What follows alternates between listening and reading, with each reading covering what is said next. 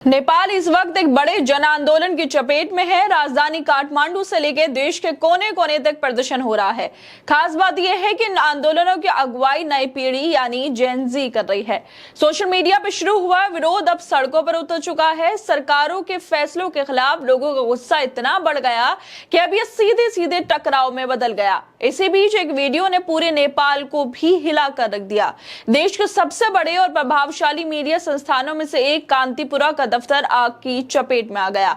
Video में साफ देखा गया कि कैसे बहुमंजिला इमारत से धुएं के गुब्बार निकल रहे थे और ऊपरी मंजिलें पूरी तरह जलकर खाक हो रही थी। यह आग किसी तकनीकी गड़बड़ी की वजह से नहीं लगी, बल्कि प्रदर्शनकारियों ने इस इमारत को आग के हवाले कर दिया। उनका आरोप था कि कांतिपुरा जैसे मीडिया संस्थान अब सिर्फ सरकार का पक्ष दिखाते हैं और जनता की आवाज को दबाने का काम कर रहे हैं। सोशल मीडिया पर वायरल हो रही इस वीडियो में साफ दिखाई देता है कि बहुमंजिला इमारत में किस तरह आग की लपटें उठ रही हैं और खिड़कियां टूट टूट कर नीचे गिर रही हैं। इस घटना को सिर्फ एक हादसे के तौर पर नहीं देखा जा रहा, बल्कि इसे एक संदेश माना जा रहा है कि एक ऐसा संदेश जो उस मीडिया के लिए है जो सत्ता की गोद में बैठ गया है। दरअसल नेपाल सरकार ने कुछ सोशल मीडिया एप्स पर पाबंदी लगा दी थी, उनको बैन कर दिया था। इस फैसले ने आग में घी डालने का काम कर दिया। युवाओं को लगा कि अब ना सिर्फ मीडिया बिक चुका है, बल्कि सोशल मीडिया की भी आजादी छीनी जा रही है। जब हर ओर से आवाजें बंद होने लगती हैं, तब लोग खुद एक मंच बन जाते हैं और नेपाल में वही हो रहा है। इस पूरे मामले में भारत की मीडिया को लेकर भी चर्चा तेज हो गई है। सोशल मीडिया पे कई भारतीय लेखक, पत्रकार और विपक्षी नेता ये कह रहे हैं कि भारत की मीडिया का भी ऐसा ही कुछ हाल है। यहाँ भी एक बड़ा हिस्सा सरकार की चाटुकारिता में लगा हुआ है। टीवी डिबेट्स में असली मुद्दे गायब हैं। अखबारों में सत्ता की भाषा बोली जाती है और बड़े पत्रकार अब सवाल पूछने से डरते नहीं, बचते हैं। भारत में बेरोजगारी, महंगाई, घोटाले और किसानों के हालात जैसे मुद्दे टीवी के बहसों से बाहर हो गए। उनकी जगह अब धर्म, जाति और इमोशनल मुद्दों ने ले ली, जिससे सत्ता को कोई परेशानी ना हो।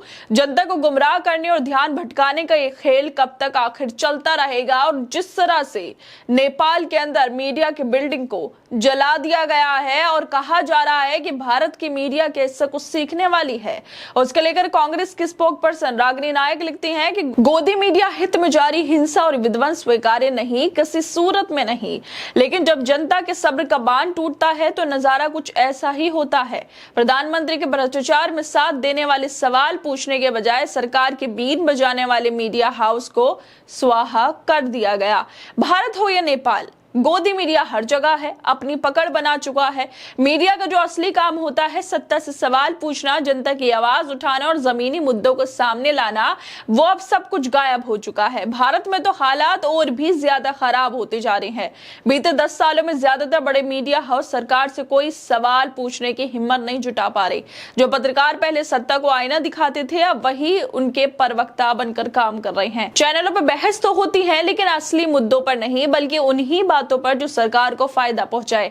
देश में बेरोजगारी बढ़ती जा रही है, महंगाई आसमान छू रही है, किसानों की हालात खराब है, लेकिन इन सब पर चुप्पी है। नेपाल में जब एक बड़े मीडिया हाउस को आग के हवाले किया गया तो वो सिर्फ एक दफ्तर नहीं जला, वो जनता की नाराजगी और गुस्से का इजहार था।